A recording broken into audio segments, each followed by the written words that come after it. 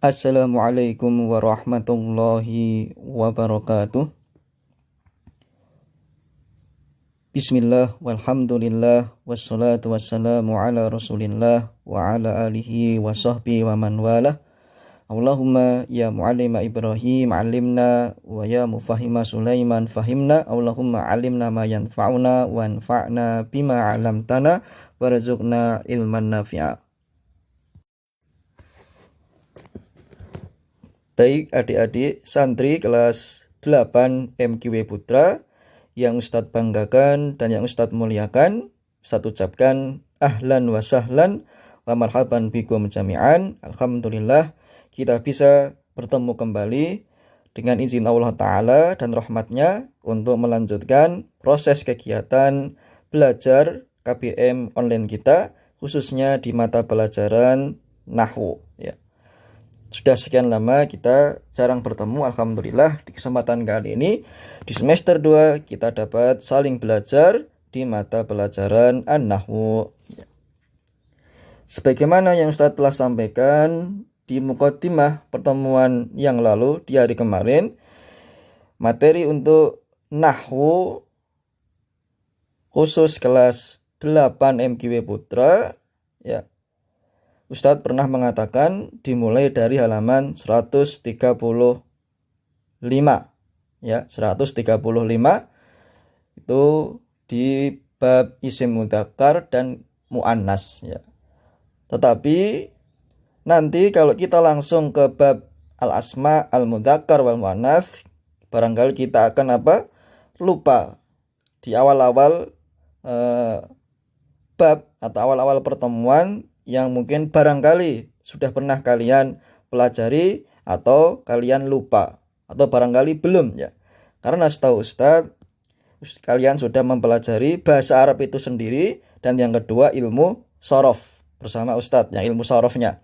Tetapi Nahwu ini karena Ustadz masih ragu-ragu apakah langsung dari tengah ya, dari bab tengah bab bukan yang dari awal. Nanti takutnya kalian ada di antara kalian yang belum bisa memahami dengan baik atau belum bisa menguasai materi dengan baik. Kemudian berikutnya kita mulai dari awal tapi dengan durasi yang lebih cepat insyaallah, sehingga kita bisa mengejar ketinggalan kita nanti ya, sesuai dengan pemahaman kalian untuk kelas 8 ya. Karena bahasa Arab itu ilmunya bagaikan samudra yang sangat luas dan sangat dalam. Terdiri dari ilmu nahwu, terdiri dari ilmu shorof, kemudian ilmu balaghah, ilmu adab, kemudian ilmu al-kitabah atau al-khat, kemudian syair, kemudian al-qiraah, fahmul masmu', takbir, dan yang lain ya. Oleh karena itu tidak mengapa kita mengulang dari awal, sekaligus kita memurojaah untuk menguatkan pemahaman kita, menambah wawasan kita terhadap bahasa Arab yang merupakan bahasa Al-Quran Al-Karim, kitab suci kita semua. Baik, silahkan kalian nanti buka kitabnya. Kita mulai dari awal di halaman 3 ya. Kita nanti insya Allah akan sedikit mempercepat biar sampai materi yang seharusnya cocok atau sesuai dengan pemahaman kalian, yaitu kelas 8. Karena kalian sudah mempelajari bahasa Arab itu sendiri. Entah itu al-khiwar atau entah itu fahmul masmu' atau entah itu al-kitabah. Tapi ini tujuannya untuk memurojaah. Baik. Kita mulai dari yang bahasa Arab dulu. Di sini terdapat dua kotak, yaitu yang pertama sebelah kiri ilmu nahwu dan yang sebelah kanan ilmu shorof. Apa yang dimaksud dengan ilmu nahwu dan apa yang dimaksud dengan ilmu shorof? Pengertiannya ilmu nahwu yaitu ilmu yang mempelajari tentang perubahan harokat di akhir al-kalimat. Ingat ya, al-kalimat dalam bahasa Arab berbeda maknanya, berbeda artinya, berbeda maksudnya dengan kalimat kita dalam lidah atau lisan orang Indonesia. Al-kalimah itu artinya kata dalam bahasa Arab ya. Saya ulang, al-kalimah dalam bahasa Arab artinya adalah kata. Di pengertian ilmu nahwu yaitu ilmu yang tujuannya mempelajari perubahan harokat ya di akhir kata. Contohnya kata Muhammad. Perhatikan Muhammad. Ustadz belum mengatakan dun Muhammad dan Muhammadin belum. Nanti bisa berubah menjadi Muhammadun, Muhammadan, Muhammadin. Perhatikan huruf dal, huruf akhir ya. Muhammad yang pertama itu dibaca dhammah tanwin, Muhammadun. Kata Muhammad yang kedua dibaca fathah tanwin, Muhammadan. Muhammad yang ketiga persis di huruf dalnya, akhir huruf dibaca Muhammadin, kasrah tanwin ya. Lafadz tadi dun dan din itu adalah tugasnya ilmu nahwu. Kalau seorang santri, seseorang ingin belajar ilmu nahwu, kenapa kata Muhammad ini bisa dibaca Muhammadun, Muhammadan, Muhammadin, maka dia mau tidak mau harus mau belajar ilmu nahwu supaya tahu, supaya paham, supaya mengerti kenapa kata ini bisa berubah bunyi dari yang awalnya itu dhammah Muhammadun, kemudian bisa menjadi Muhammadan, fathah tanwin, dan kemudian bisa menjadi Muhammadin. Itu tugasnya apa? Ilmu nahwu. Kemudian yang kedua ilmu shorof. Ilmu shorof. Pertanyaannya, apa yang dimaksud dengan ilmu shorof? Yaitu ilmu yang mempelajari tentang perubahan bentuk al-kalimah. Ingat, al-kalimah dalam bahasa Arab adalah kata, bukan kalimat. Dalam bahasa kita, bahasa Indonesia, kalimat sempurna, kalimat pasif, kalimat intransitif, tidak. Tapi al-kalimah di sini, kalimah dalam istilah bahasa Arab. Saya ulang kembali, ilmu shorof maksudnya ilmu yang mempelajari tentang perubahan bentuk al-kalimah. Contohnya kata doroba. Ya, ini kalian sudah paham insya Allah, karena kurang lebih 1 tahun belajar ilmu shorof dan kalian sudah hafal. Kata doroba bisa berubah menjadi duriba, yabribu, doribun, mabrubun, dorban, dorbatan. Hurufnya sama, nanti bentuknya berubah. Bisa ketambahan 1 huruf, bisa ketambahan 2 huruf, kemudian sakalnya pun juga berbeda. Karena perubahan bentuk, maka maknanya juga berbeda. Tapi kalau tadi yang ilmu nahwu, harokatnya berbeda, tapi nanti maknanya tetap sama, Muhammad. Ya. Kita ulang lagi yang contoh shorof, doroba menjadi duriba. Misalnya, artinya adalah telah dipukul. Yabribu, sedang memukul. Doribun, orang yang memukul atau yang memukul. Madrubun, yang dipukul. Dorban, pukulan. Dorbatan, suatu pukulan atau cara memukul. Ini yang pernah kalian pelajari selama di kelas 7 kemarin. Khususnya di ilmu shorof dengan kitab Al-Amfilah At-Tasrifiyah. Baik, sekarang kita ubah misalnya, karena kita materinya materi nahwu, tadi contoh di dalam kitab adalah Muhammad. Sekarang kita membawa contoh yang baru. Contohnya misalnya Khalid, ya. Perhatikan Khalid. Maka kata Khalid tadi bisa berubah menjadi Khalidun. Kemudian Khalidan. Kemudian Khalidin. Kata-kata Khalidun, dun di sini dhammah tanwin. Khalidan dan fathah tanwin. Khalidin din kasrah tanwin. Maknanya sama, Khalid ya Khalid. Tadi juga Muhammad ya Muhammad, nama orang ya. Mirip dengan nama Nabi kita, Nabi Muhammad sallallahu alaihi wasallam. Khalid namanya sama. Tapi dia di akhir kata bisa mengalami perubahan harokat, perubahan bunyi. Maknanya pun sama. Nah, kenapa bisa berubah? Nah, itu nanti kita bisa tahu dengan cara mempelajari ilmu nahwu. Seperti itu. Baik. Kita langsung ke halaman berikutnya, halaman 4. Penyusunan narasi di sini, gambaran yang akan kita pelajari dalam ilmu nahwu. Terdiri dari al-harf, yaitu huruf, al-kalimah, yaitu kata-kata al-kalimah ya, kata-kata diserap dalam bahasa Indonesia menjadi kalimat ya, tapi aslinya al-kalimah. Kemudian yang ketiga al-jumlah al-mufidah. Al-jumlah al-mufidah. Ya, al-jumlah al-mufidah di sini baru maknanya kalimat sempurna. Biasanya bisa terdiri dari pelaku yang dikenai pelaku beserta apa? Predikatnya. Biasanya seperti itu. Itu dalam bahasa kita ya. Baik. Al-huruf itu adalah di sini tertulis huruf-huruf menyusun al-kalimah. Huruf yang menyusun kata-kata dalam bahasa Arab. Contohnya tadi kata Muhammad. Muhammad di sini adalah kata tersusun dari huruf. Apa saja hurufnya? Mim, ha, mim, kemudian ditasdidkan menjadi satu, mim, kemudian dal.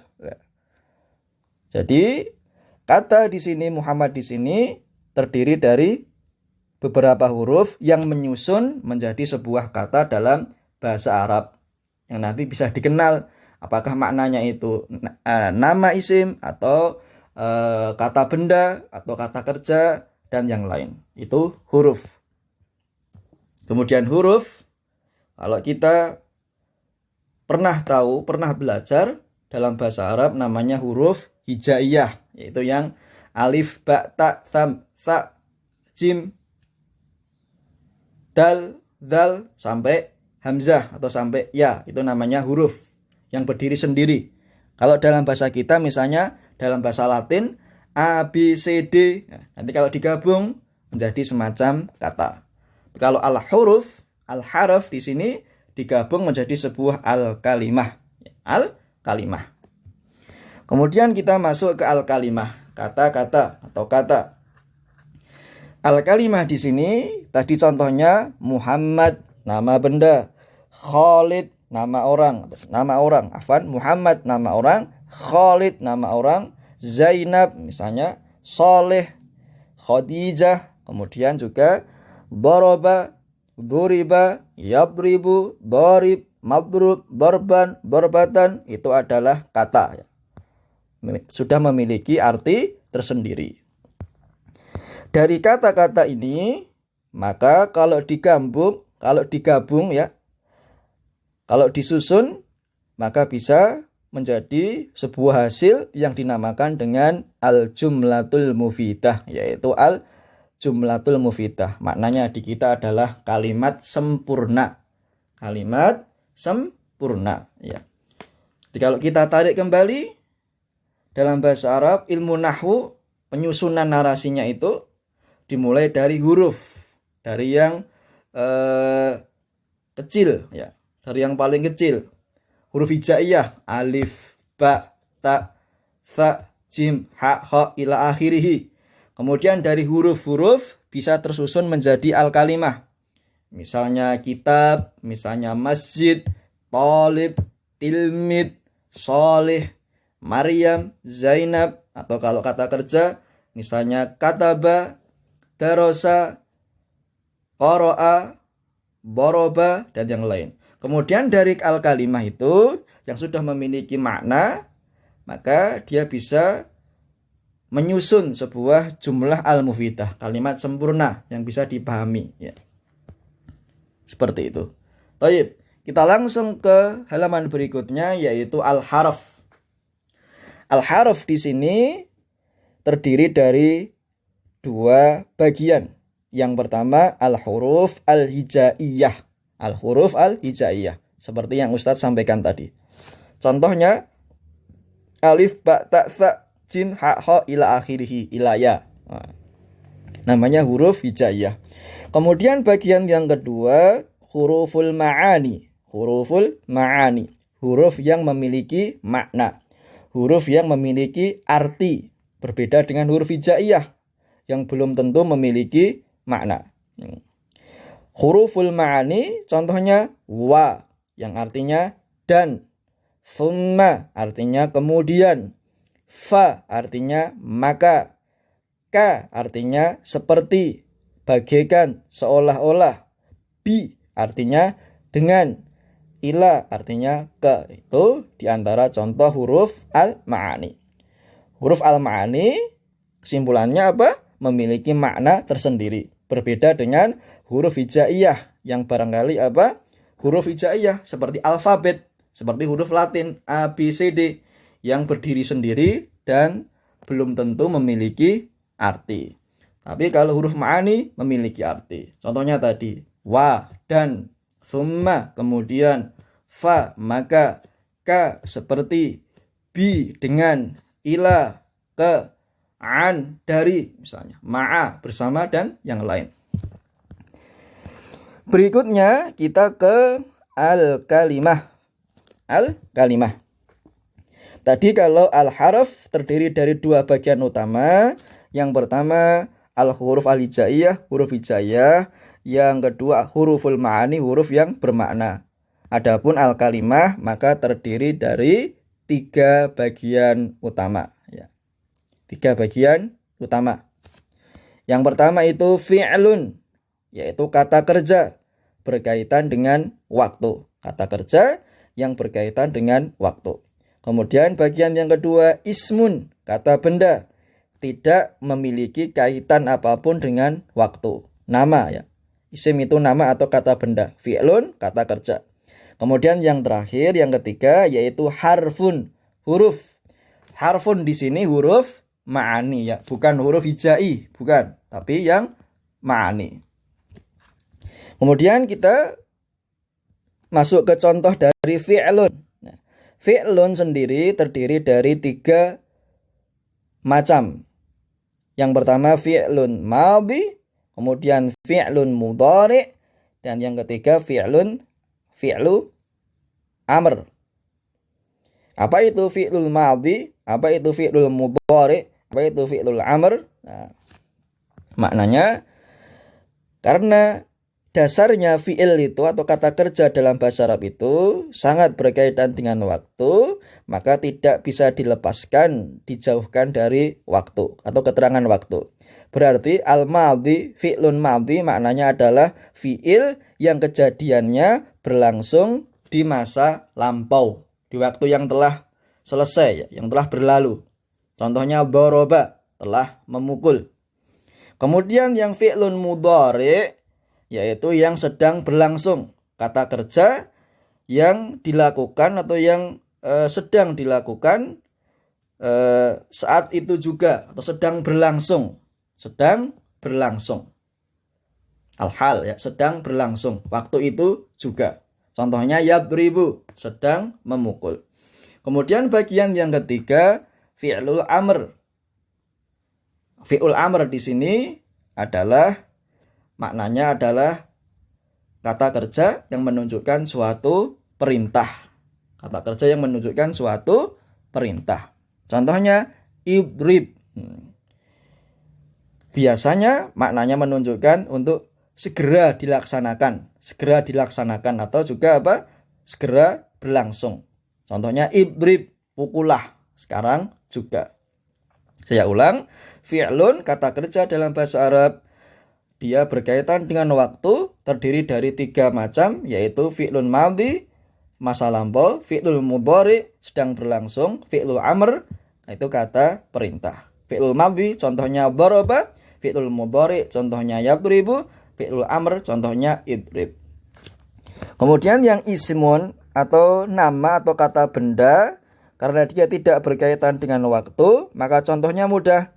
Selain yang berhubungan dengan waktu, berarti bisa dinamakan nama atau kata benda, entah itu yang bernyawa atau yang tidak bernyawa. Contohnya kitabun, qalamun, madrasatun, talibun, solihun, khalidun, dan yang lain. Contoh dari isim. Kemudian yang ketiga yaitu harf. Tadi sudah kita bahas, yaitu huruf ma'ani yang memiliki makna. Contohnya wa dan summa, kemudian fa maka, ka seperti, bi dengan, an dari, ma'a bersama, dan yang lain. Ya. Taib. Berarti kesimpulannya di al-kalimah di sini kata-kata sesuatu yang menyusun untuk menjadi sebuah kata dalam bahasa Arab terdiri dari 3 unsur. Yang pertama itu fi'il, kata kerja, yang kedua itu isim, dan yang ketiga itu harf. Atau bisa kita mengatakan bisa terdiri dari 3 macam bagian. Fi'il, kata kerja, isim, kata benda, dan harf, huruf ma'ani. Baik. Kita cukupkan dulu sampai di halaman 6. Insya Allah di pertemuan berikutnya kita akan membahas bagian yang penting juga, bagian penyusun terakhir, sehingga bisa menjadi semacam perkataan yang bisa dipahami, yaitu al-jumlatul mufidah, kalimat sempurna. Baik, silakan nanti bagi adik-adik santri kelas 8 MGW, apabila merasa belum paham atau kesulitan, silahkan ditanyakan ke Ustadz.